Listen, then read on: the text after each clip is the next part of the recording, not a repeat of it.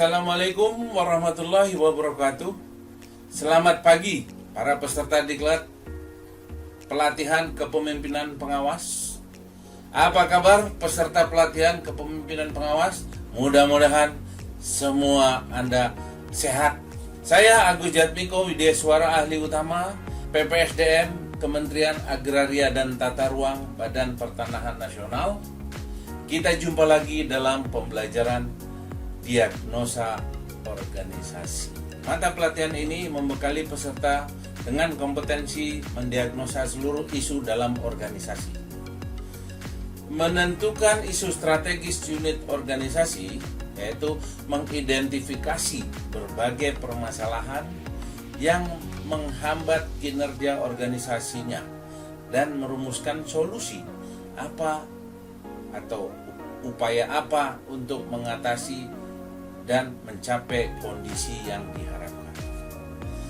Mata pelatihan ini disajikan secara interaktif melalui ceramah, pakar, tanya jawab, diskusi, simulasi, dan visualisasi melalui daring atau webinar yang diselenggarakan oleh PPSDM. Indikator hasil belajar.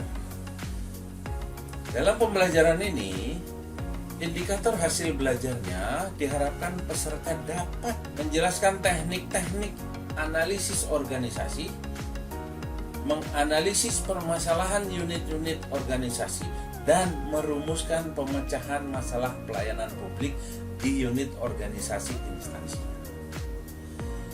Kemudian materi pokok yang akan dibahas pada materi pembelajaran ini, yang pertama adalah isu strategis.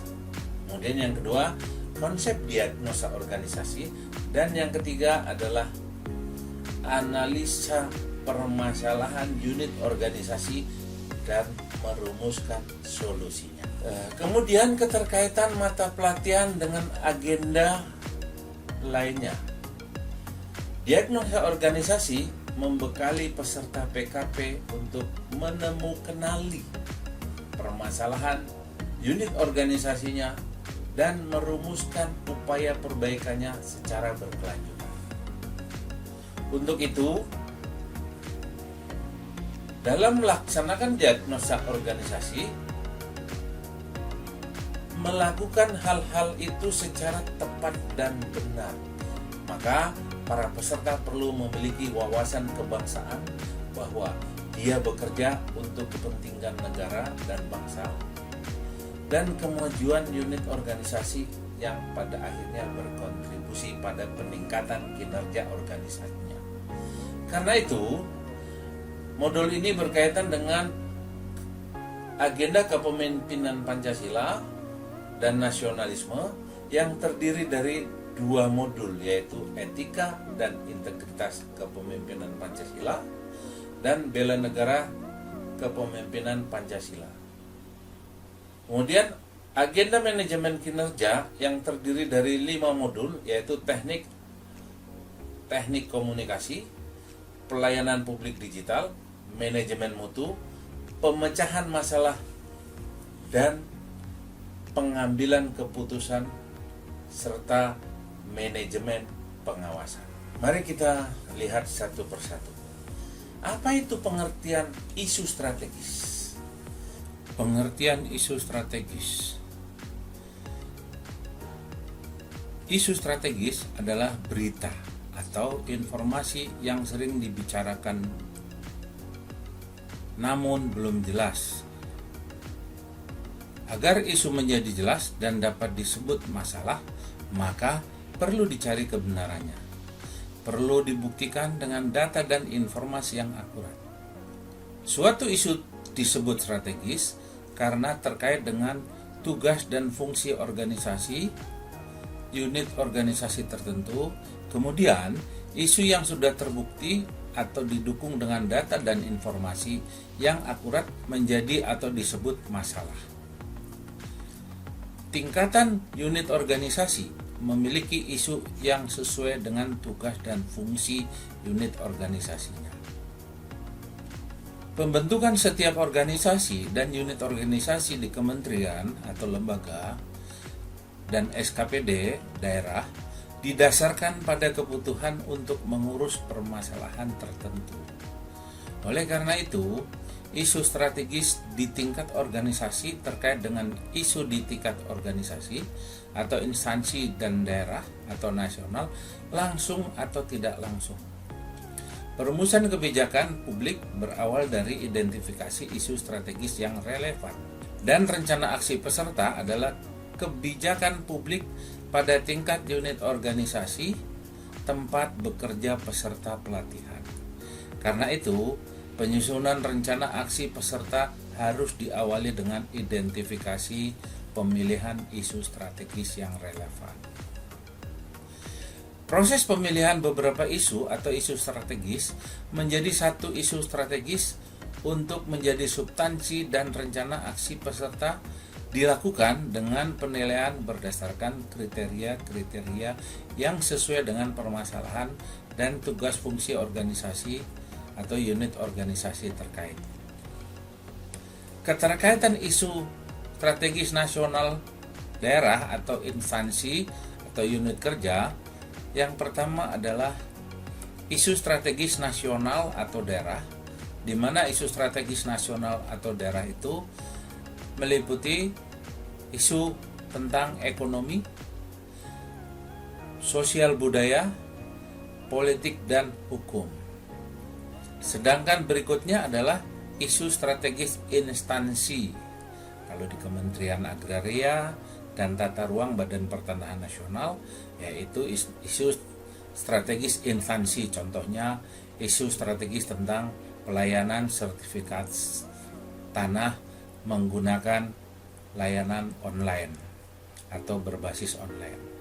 Kemudian isu strategis unit kerja, di mana isu strategis unit kerja ini biasanya di kantor-kantor pertanahan atau di Kanwil BPN provinsi. Kemudian dari isu strategis unit kerja dijabarkan kembali menjadi ruang lingkup aksi perubahan peserta pelatihan sesuai dengan unit kerjanya. Ada dua langkah memilih satu isu strategis. Kita mulai dari memilih beberapa isu atau isu strategis. Kriteria memilih isu tersebut, yang pertama adalah beberapa isu strategis kita pilih dengan kriteria memilih isu-isu strategis untuk aksi perubahan. Kriteria memilih isu strategis menjadi satu isu strategis. Beberapa isu strategis dikatakan aktual, spesifik, relevan, dan transformasi. Maka apabila sudah memenuhi keempat isu tersebut, maka bisa kita pilih menjadi satu isu strategis. Dalam memilih isu strategis atau masalah, kita mengenal beberapa kriteria. Yang pertama, memilih isu strategis atau masalah dengan kriteria ASTR, yaitu merupakan singkatan dari aktual, spesifik, transformasi, dan relevan. Kemudian yang kedua, memilih isu strategis atau masalah dengan kriteria ASTRID, yaitu aktual, spesifik, transformasi, relevan, inovatif, dan dapat dilaksanakan. Kemudian yang ketiga, memilih strategis atau masalah dengan kriteria APKL. Apa itu APKL? Yaitu aktual, problematik, kelayakan, dan layak. Apabila sudah memenuhi keempat kriteria tersebut, maka tinggal membuat skornya dan mana isu strategis yang terpilih yang memiliki skor terbanyak. Begitu juga yang keempat, memilih isu strategis atau masalah dengan kriteria USG. Apa itu USG? U-nya adalah urgensi atau mendesak. Jadi isu dikatakan strategis kalau dia urgensi atau mendesak. Jadi mendesak harus segera diselesaikan. Kemudian serius atau seriousness atau kegawatan, kalau tidak diselesaikan maka akan berdampak gawat dan bisa menimbulkan masalah. Kemudian growth atau pertumbuhan, apabila isu tersebut tidak diselesaikan atau tidak dipecahkan, maka akan tumbuh berkembang dan kemungkinan akan menyebar atau meluas. Materi berikutnya yaitu pengertian diagnosa organisasi. Diagnosa organisasi secara umum merupakan aktivitas atau upaya untuk memahami suatu organisasi secara tepat. Jika cara pandang atau niat melakukan diagnosa tidak untuk kepentingan untuk membangun organisasi dan kinerja buruk menjadi berkinerja baik, dan dari kinerja baik menjadi berkinerja tinggi, maka dapat dipastikan upaya diagnosis organisasi tersebut tidak dapat mencapai tujuan. Jadi pengertian diagnosa organisasi di sini adalah mendiagnosa kinerja organisasi yang tadinya buruk menjadi berkinerja baik atau berkinerja baik menjadi berkinerja tinggi. Kemudian yang berikutnya, diagnosa organisasi secara harfiah berarti membaca, melihat, mengamati, atau menganalisa yang sifat diagnosa untuk mencari tahu lebih dalam atau tajam apa yang sedang terjadi, mengapa, dan sebagainya. Menurut mereka, diagnosa organisasi memerlukan kegiatan mendiagnosa dan mulai kinerja suatu organisasi untuk merumuskan tindakan perbaikan. Kemudian adapun tujuan mendiagnosa adalah menemukan secara tepat permasalahan dalam organisasi, termasuk mengetahui faktor-faktor penyebab terjadinya permasalahan tersebut dan merumuskan solusinya. Permasalahan organisasi tidak hanya dirasakan oleh pimpinan atau pegawai internal organisasi, dan juga yang lebih penting pandangan dari eksternal atau mitra kerja atau klien atau stakeholder lainnya. Mendiagnosa organisasi dapat diawali dengan menggunakan analisa sistem organisasi yang mencakup tahapan input, proses, dan output, serta pengaruh lingkungan eksternal. Dalam input dan proses terdapat unsur-unsur elemen organisasi yang secara umum mencakup 5M: man, money, material, machine, method, dan market, atau nama-nama unsur lainnya dengan jumlah yang berbeda sesuai dengan pendapat masing-masing ahli. Berikutnya, kesalahan mendiagnosa tidak hanya membuat masalah tidak dapat diselesaikan, tetapi dapat memperumit masalah dan bahkan dapat menimbulkan masalah baru. Kemudian yang berikutnya, alur pikir komprehensif diagnosa organisasi bertujuan untuk memudahkan analisa logis atau sebab akibat dari permasalahan organisasi untuk dituangkan dalam rencana aksi peserta. Untuk itu, dalam melakukan perubahan, terdapat tahapan atau proses yang diawali dengan identifikasi permasalahan yang merupakan bagian dari diagnosa organisasi. Kemudian teknik-teknik analisis manajemen atau analisa manajemen yang dapat digunakan untuk mendiagnosa organisasi. Banyak teknik-teknik analisis manajemen tentunya sesuai dengan kemampuan saudara-saudara sebagai peserta pelatihan. Namun tidak ada teknik yang sempurna yang dapat digunakan untuk semua masalah atau semua organisasi jika dianggap perlu. Kita dapat menggunakan lebih dari satu teknik analisis manajemen.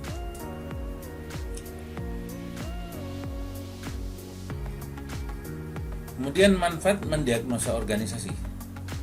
Sebagai langkah awal untuk melakukan perubahan, ada dua manfaat bagi pemimpin atau tim leader yang melakukan diagnosa organisasi secara tepat.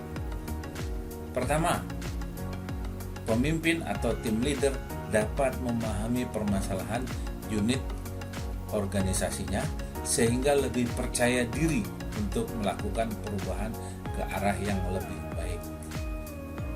Dua, pemimpin mempunyai argumentasi yang kuat meyakinkan para pemangku kepentingan atau stakeholder, termasuk pimpinan di atasnya, tentang rencana perubahan. Materi berikutnya adalah prinsip-prinsip diagnosa organisasi. Untuk melakukan diagnosa organisasi secara tepat agar memperoleh informasi yang benar, kita perlu memperhatikan beberapa prinsip diagnosa, antara lain sebagai berikut. Pertama, diagnosa berdasarkan analisa yang logis, kemudian melihat data-data informasi yang relevan, dan menganalisa hubungan sebab akibatnya.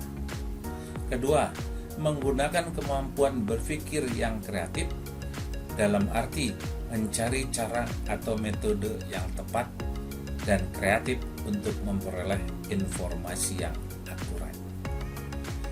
Ketiga, belajar dari berbagai pengalaman, baik yang pernah kita alami atau yang dialami orang lain, misalnya dengan benchmarking ke best practice atau memperoleh dari sumber-sumber cara lain. Bisa juga menggunakan website atau internet untuk melihat benchmarking ke best practice-nya. Jadi tidak harus observasi lapangan atau studi lapangan langsung. Kemudian hal yang dianalisa dalam diagnosa organisasi adalah dalam batas kerangka ruang lingkup aktivitas organisasi atau unit organisasinya, baik aktivitas internal maupun dengan pihak luar atau eksternal. Kemudian diagnosa yang tepat akan memudahkan penyusunan rencana aksi perubahan dan pelaksanaannya. Sedangkan diagnosa yang salah akan berakibat rencana solusi menjadi salah, pelaksanaan salah, dan akhirnya masalah tidak hanya dapat diselesaikan, bahkan dapat memperumit masalah atau menimbulkan masalah baru.